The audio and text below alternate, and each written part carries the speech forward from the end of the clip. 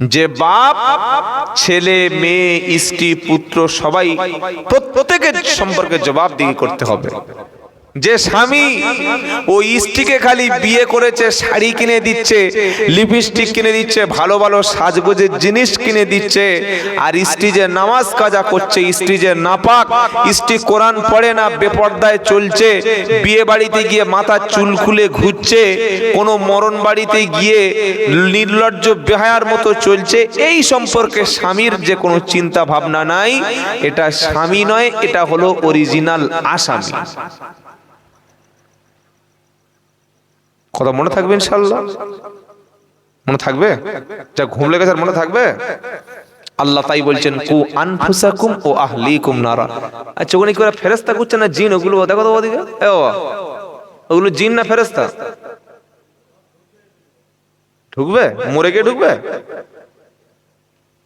শালা অপদার্থ সব। বাবাজিরা, আল্লাহ ভাইরা, আল্লাহ নিজেই বলছেন তোমার পরিবারটাকে বাঁচাও। এখন আমাদের যে পরিবার, এই পরিবারটা বাঁচানোর জন্য সর্বপ্রথম আপনার যে কোশিশ, আপনার যে প্রচেষ্টা, আপনার যে আন্তরিকতা, এটা হচ্ছে পরিবারের মধ্যে আগে দেখতে হবে যে কোরআন আছে কিনা, পরিবারের প্রত্যেকটা সদস্য কোরআন জানে কিনা।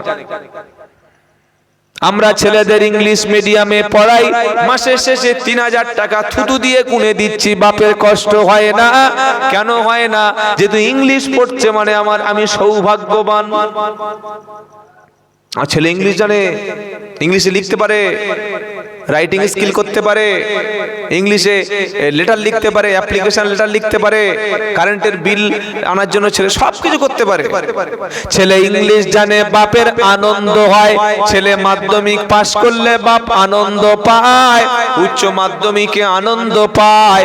ছেলে গ্রাজুয়েশন কমপ্লিট করলে বাপ আনন্দে মাল খেয়ে রাস্তায় শুয়ে থাকে। ছেলে বিএ পাশ করলে বাপ রাস্তায় লম্বা লম্বা সিগারেট খায়। আর ছেলে কোরআন শরীফ জানে না, জন্ম দিয়েছে যে বুড়ো, ও বুড়োর মাথায় চিন্তা হয় না। ছেলে কোরআন জানে না, তা তোমার ছেলে মাল খাবে না, তা ছেলে মাল খাবে? তুমি শেখাওনি কেন? না, জমি ক বিঘে? 4 বিঘে জমি। ছেলে কটা? 2টো ছেলে। কত করে ভাগ পাবে? 2 বিঘে পাবে। তা তুমি মরণের পরে তোমার ছেলেদের যে বেদিন বানিয়েছো, নাস্তিক বানিয়েছো, মুশরিক বানিয়েছো, জাহান্নামী বানিয়েছো, মসজিদ পর্যন্ত যায় না, কোরআন পর্যন্ত দেখে না, এদের কোনটা কে নেবে? কে নেবে? যার জমি গেছে ওই মালের কোনটা নেবে। তোমার জমি সকলে ভাগ করে খাবে, আর কবরে তুমি গুনার জারিয়া চালু হয়ে যাবে। বলে যদি এমন একটা আমল বলে দিন যে কবরে শুয়ে শুয়ে নাকি পাবো, একটা আমল বলবো, আপনি শুনবেন তো? নবী বললেন 3টি আমল এমন আছে যেটা করে গেলে কবরে শুয়ে শুয়ে নেকি পাওয়া যায়। একটা মিলাদ, তাই তো নাকি? হ্যাঁ বললো কে? কোনটির বাড়ি টাড়ি একটা আছে? এই যে আমরা মনে করি মরে গেলে 40 দিন মিলাদ হবে। আপনাদের কাছে মিলাদ হয় মরে গেলে? বন্ধ হয়েছে তো এখনো, তবে 2-4টা খাওয়ার লোক আছে, মানে খানা টানা হয় তো 40 দিনের খানা, ওই তো ওর নাম তো মিলাদ।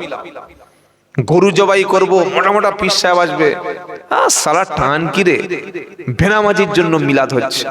রব্বানা যালামনা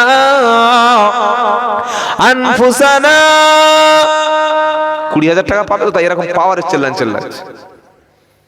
وَإِن لَّمْ تَغْفِرْ لَنَا وَتَرْحَمْنَا لَنَكُونَنَّ مِنَ الْخَاسِرِينَ।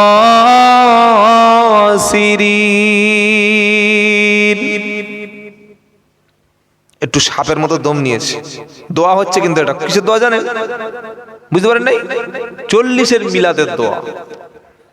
আয় আল্লাহ তাআলা, যে ব্যক্তি কবরে চলে গেছে তার গুনাহগুলি মাফ করে দিন, আযাবুল কবরকে মাফ করে দিন আল্লাহ, তার কবরটাকে জান্নাতুল ফিরদাউস বানিয়ে নিন। মনে করছে টান দিয়ে না বলে তার ছেড়ে দেবো টান দিয়ে, কিন্তু কথাগুলো শুনুন কি বলছি। পুরো ঝাড়া 15 মিনিট দোয়া হবে। খানায় যাবেন কি দেখবেন মৌলবী দোয়াটা দেখবেন, ঝেড়ে 15 মিনিট দোয়া করে দেবে। ছেলে খুব খুশি, কি হুজুর, দোয়া শেষ, হুজুরের চোখ দিয়ে পানি বার হয়ে চেহারা মোবারক, দাড়ি মোবারক ভিজে, জুব্বা মোবারক ভিজে, একদম পা মোবারক পর্যন্ত ভিজে গেছে, পুরো সব ভিজে গেছে। আল্লাহ, তাহলে কাকে জান্নাতে পাঠিয়ে দিল হুজুর? 40 দিন আগে যে লোকটা মারা গেছে, 40 দিন পরে জান্নাতের একটা ছোট টিকিট যদি বলে ধরিয়ে দিল। ভালো করে ভেবে বুঝে বলবেন।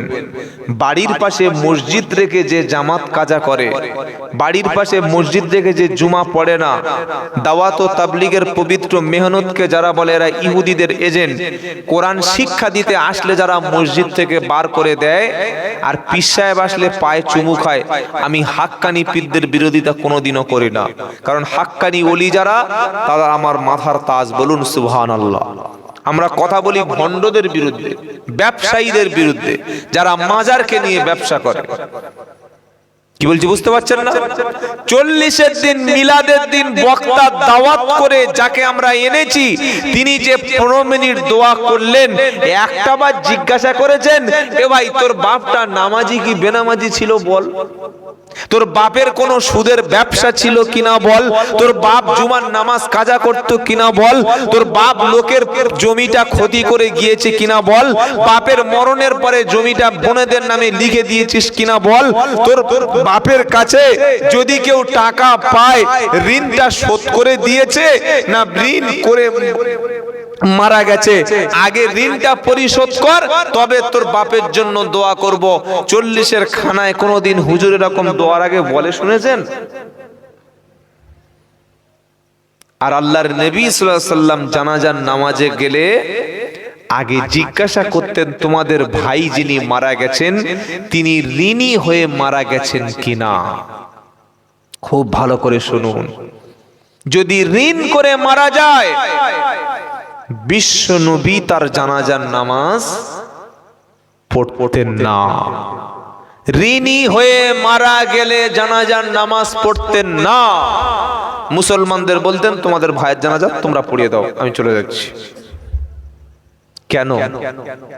কারণ যে ব্যক্তি মানুষের টাকা মেরে খায়, মানুষের জমি দেবে বলে জমি দেয় না, বোনের সম্পত্তি মেরে খায়, ভাইয়ের সম্পত্তি মেরে খায়, কাজের লোকের টাকা, জনগণের টাকা, দেশের হক মেরে যে ব্যক্তি খায়, ওর জানাজার নামাজের ইমাম যদি কাবা শরীফের ইমাম হয়, অমন ব্যক্তিকে আমার আল্লাহ কখনো ক্ষমা করবে না, যতক্ষণ মানুষ না ক্ষমা করবে। বুকে হাত দিয়ে বলুন, 40-এর দিন মিলাদের দিন আমি তো হাজার হাজার লোক খাওয়ালাম, যারা পাওনাদার তাদের পাওনা কড়িটা বুঝিয়ে দিতে পারলাম না। এর জন্য দোয়া করে লাভ হবে না। আর এক শ্রেণীর লোক, তাদের জন্য দোয়া করে লাভ নাই, সেই শ্রেণীর নাম হচ্ছে বেনামাজি। কি নাম বললাম? পাক্কা বেনামাজি, পাক্কা ফাসিক। আমার চাম্পাটিতে এক মাল ছিল, খুব কয়েকদিন আগে মারা গেছে, এই রিসেন্টলি। জীবনে প্রত্যেক সপ্তাহে তাকে কলেমার দাওয়াত দিয়েছি, জুমার নামাজের দাওয়াত দিতাম। সে ছিল দোকানদার, হাত দুটো ধরে বলছি, চাচা দাড়ি গোঁফ চুল মাথা থেকে পা পর্যন্ত যত জায়গায় চুল আছে সব সাদা। কি বলছি বুঝতে পারছেন না? মানে চুল বলে যা ওর শরীর আছে পুরো সব সাদা। চাচা কালো তো আর কোথাও নাই, চলো মসজিদে যাই, চলো অন্তত জুমার নামাজটা পড়ো। আল্লাহর কসম করে বলছি, কোনো দিন মসজিদে কেউ তাকে দেখেনি, কেউ দেখেনি মসজিদে। লোকটা মারা গেছে, খানা হচ্ছে, আমার বলছে হুজুর খানা, আমি তোর বাপের খানা তুই খা, আমি খাবো কেন? তোর বাপের খানা তুই খা, কারণ তোর বাপ মরে তুই খুশি হয়েছে সেদিন তো খাচ্ছিস। লোক কখন খায়? আমি এই খানা নিয়ে একটা বক্তব্য করেছিলাম যে মানুষ মারা গেলে খানা খাওয়া যাবে কিনা, মরা লোকের খানা। দেখি একদল হুজুর আমার বিরুদ্ধে গালাগালি করছে, গীবত করছে, বলছে এই শালা আমাদের দাওয়াত করবি না। বলে কেন? বলে আমাদের খানাটা বন্ধ করে দিচ্ছে। আচ্ছা, আপনি আপনার নিজের কাছে প্রশ্ন করুন, আমরা যখন মানুষদেরকে খেতে দিই আনন্দের সময় না কষ্টের সময়? কখন? ছেলে পরীক্ষায় পাশ করলে খেতে দি, মেয়ে বিয়ের সময় খেতে দি, কোন জমি কিনলে জমি রেজিস্ট্রির সময় খানা খাওয়ানো হয়, ঘর বাঁধার সময় লোকের খানা খাওয়ানো হয়, বিয়ের সময় লোকের খাওয়ানো হয়। এ বাবাজিরা, আল্লাহওয়ালা ভাইরা, তোমার বাপ মরে গেছে, মা মরে গেছে, তুমি এত খুশি হয়েছো তাই লোকদেরকে তুমি দাওয়াত করে খাওয়াচ্ছ। আর নবী কি বলেছে?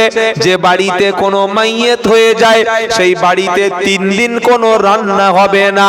প্রতিবেশী যারা আছে তার বাড়িতে খাবার পাঠাবে, কারণ মারা গেছে যে তার ছেলেগুলো এখন অত্যন্ত দুঃখের সঙ্গে আছে। মারা গেছে যে, ওই মারা যাওয়ার পরে ছেলে মেয়ে অত্যন্ত ব্যথিত, তারা এখন কষ্ট পাচ্ছে, মনের দিক থেকে শান্তি নাই। তোমরা প্রতিবেশী ভাই তাদের বাড়িতে 3 দিন খাবার পাঠাও, তার বাড়িতে সহানুভূতি দেখাও, তার বাড়িতে গিয়ে মুষের মতো খেও না। আমরা বললাম ঠিক আছে খাবো না, কিন্তু 3 দিনের খাবারটা 40 দিন উসুল করে নেব।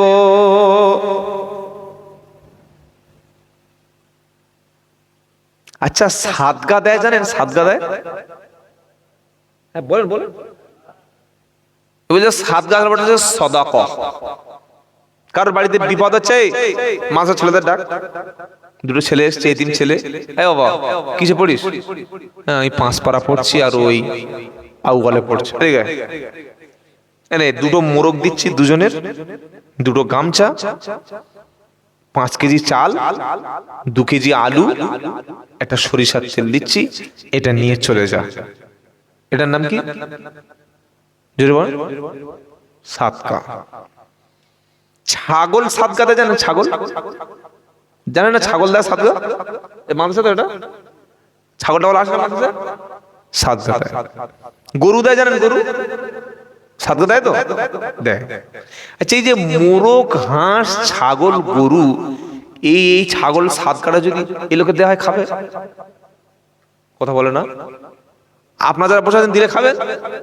কেন খাবেন না? কেন? আমি কি ফকির নাকি? আমি মিসকিন? আর খাওয়া হয় না? 3 ফুট লাম্বের উঠে ডেকে সাদগা দেবে বলেছে, 3 ফুট লাম্বের আমার খাওয়া হয় না। আপনি খেলেন না। খুব ভালো করে শুনুন, আর আমার কথাগুলো সকালে আলেম আমাদের জিজ্ঞাসা করবেন, মানার দরকার নেই। জিজ্ঞাসা করে যদি আমার কথার পক্ষে রায় দেয় তবে মেনে নেবেন, আর যদি বলে একটা চিটিং বাস ফট মিথ্যা কথা বলেছে ছেড়ে দেবেন। এই যে সাদকাটা খেলেন না, ছাগল বলুন, গরু বলুন, মোরগ বলুন, দিলেন, আপনি খেলেন না। কেন খেলেন না?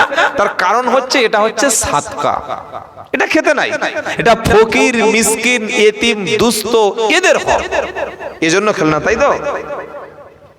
সত্য কথা বলবো, যে লোকটা বাপ মারা যাওয়ার পরে 40-এর মিলাদ করে খাইয়েছে, ও যে খানাটা খাইয়েছে ওটা সওয়াবের উদ্দেশ্য খাইয়েছে না গুনার উদ্দেশ্য? জোরে বলে। গুনার উদ্দেশ্য? সওয়াবের উদ্দেশ্য। মানে ওর নিয়ত ছিল কিছু লোকের আমি দাওয়াত করে খাওয়াবো, কিছু লোকের আমি খরচ করব, কিছু দান করব, আব্বার জন্য কিছু সাদকা করে দিলাম, কিছু খাবার খাইয়ে দিলাম। এই খাবারটা দান হিসাবে করে নাকি অন্য কোনো কারণে করে? ওটার নাম হলো সাদকা। এজন্য আমাদের ছাত্র জীবনে আমাদের ওস্তাদেরা মানা করতেন যে 40 আর বাড়িতে জীবনে কোনোদিন খাবে না। খেলে কি হবে হুজুর একটু বলুন? খেবে না কি হবে বলুন? বললে খেলে দিল মুর্দা হয়ে যায়। এ বক্তব্য যদি 40-এর খানার দিন করি, ওই যে রাঁধুনি যেগুলো বড় বড় ঈদে ওটা পিঠে মারবে না, দুম করে মেরে ফেলবে। সালা গরু জবাই করেছি বলছে সাদকা, খাবো না, আরে 14 গোষ্ঠী খাবো। কি বুঝলেন? আল্লাহর নবী যেটা করতে বলে নাই সেটা ইসলামে চালিয়েছে কিছু পেটুক্ষুরে মৌলানা। লোক মরে গেছে, তার বাড়ি মিলাদ পড়ে খাচ্ছে 40-এর দিন, শুধু খাচ্ছে, বলছে টিফিন কেটিয়া ভরে দে তো চাচি খাবে। ছি ছি ছি ছি ছি, তওবা তওবা তওবা, সাদকা খাওয়ার পাপ হবে। বলে হুজুর তাহলে সব ভুল, আমরা কি করব? কি করবেন সেটাও বলে দেবো, ভাষাতে আসিনি। কোনটা করবেন না সেটাও বলে দেব, আর কোনটা করলে আপনার বাপ নাজাত পাবে সেটাও বলে দেব। ইদা মাতাল ইনসান ইনকাতা আনহু আমালুহু ইল্লা মিন সালাসা সাদাকাতুন জারিয়া আও ইলমিন ইয়ানতাফাউ বিহি আও ওয়ালাদিন সালিহিন ইয়াদউ লাহু। আমার নবী বলেন মানুষ যখন মারা যাবে সমস্ত আমল তখন তার বন্ধ হবে। সব আমল কি হবে? জোরে বলুন। মানুষ যখন মারা যায় সব আমল তার তখন বন্ধ হয়, কেবলমাত্র 3টি আমল মরা লোকের সাথে থাকে। কেবলমাত্র 3টি আমল মরা লোক কবরে শুয়ে শুয়ে সওয়াব পায়। 1 নম্বর আমল হলো সাদাকাতুন জারিয়া, প্রবাহমান দান। মসজিদ নির্মাণ করে দেওয়া, মসজিদে কিছু কাজ করে দেওয়া, মাদ্রাসায় টাকা দেওয়া, মাদ্রাসায় ইলমের খাতিরে সহযোগিতা করা, মসজিদে নামাজের পাটিটা কিনে দেওয়া, 10 পিস কোরআন শরীফ কিনে দিল, 20 পিস কিতাবটা কিনে দিল, মসজিদের একটা ছাদ ফেলে দিল, মাদ্রাসার রুমের কিছু কাজ বাকি আছে করে দিল। এই মাদ্রাসায় যত ছাত্র পড়বে, এই মসজিদে যত মানুষ নামাজ পড়বে, কোরআন শিখবে, মসজিদ মাদ্রাসায় দান করেছে যারা, এর সওয়াব কবরে শুয়ে শুয়ে পাবে। সুবহানাল্লাহ বলার দরকার নাই। রোজা হয়ে গেলে ঈদের দিন একবার সুবহানাল্লাহ বলবেন। এখন বলার দরকার নেই, বললে গুনাহ হবে। রাত 2টো বেজে গেছে, 1:30 বাজে, সুবহানাল্লাহ বলবেন। কি বুঝলেন বাবাজিরা, আল্লাহ ভাইরা? তাহলে মরণের পরে আমি যদি কবরে শুয়ে শুয়ে, এই ও লোক লাইট দিয়ে আমাদের মিলাছে, ও আচ্ছা, তাহলে ওর জন্য সব ছাড়। থাক থাক, কোথায় বাঁশনে ঘাড়ে মেরে দেবে দুম করতে, ঠিক। থাক বাবা, থাক থাক, বস বস। ভালো লোক আসে না, যদি পাগলায় আসে। কি বুঝলেন? খোঁড়া আর কানা মিলে দুজন মসজিদ করে, বুঝলেন? একটা খোঁড়া আর একটা কানা। খোঁড়া লোক যত ইট লাগে দিয়েছে, আর কানা লোক যত ওই লেবার টেবার মনে হয় কাজের দাম সব দিয়েছে। দিয়া এখন খোঁড়া বলছে, কানা বলছে দেখ আমি তো চোখে দেখতে পাই না, তুই ইমামতি কর। খোঁড়া লোক বলছে হাট, আমি নামাজে দাঁড়াতে পারবো, ইমামতি আমি করতে পারবো? কানার বলছে তুই ইমামতি কর। এক কথা মনে রাখবি, তুই কানা হোস যা হোস, আমি তোর হাত ধরে ওই মেহরাবের ভিতরে দাঁড় করিয়ে দেবো, খালি নামাজটা পড়িয়ে দিবি। কানা লোককে আর দেখা পাচ্ছে, বুঝতে পারছে? তবে একটা মনে রাখ, নামাজের শেষে বা নামাজের মধ্যে বা নামাজে গিয়ে আমার জন্য একটু দোয়া করবি। তুই একা জন্য যেন করবি না, দুজনের জন্য দোয়া করবি। এবার কানা খোঁড়া লোক তো পিছনে হ্যান্ডিক্যাপের খুঁড়িতে ভরতে ভরতে উঠে, আর পিছনে কোনো রকমের তকবির দিয়েছে, আল্লাহু আকবার আল্লাহু আকবার, তকবির বলে। কানা বলেছে সামনে গিয়ে এখন নামাজ পড়াচ্ছে, আল্লাহু আকবার, আলহামদুলিল্লাহি রাব্বিল আলামিন, আর রহমানির রহিম, মালিকি ইয়াউমিদ্দিন, ইয়্যাকা না'বুদু ওয়া ইয়্যাকা নাস্তাঈন। খোঁড়া বলছে শালা, মসজিদ করলুম দুজনে, আর তুই কানা নিজের নামেই দোয়া করে নিলি। কি বুঝলেন? তো খোঁড়া মনে করছে হয়তো প্রথমবারে দোয়াটা ওর নামে হয়েছে, দ্বিতীয়বারে আমার নামে হবে। ফের দ্বিতীয় রাকাত শুরু করেছে, আলহামদুলিল্লাহি রাব্বিল আলামিন, আর রহমানির রহিম, মালিকি ইয়াউমিদ্দিন, ইয়্যাকা না'বুদু ওয়া ইয়্যাকা নাস্তাঈন।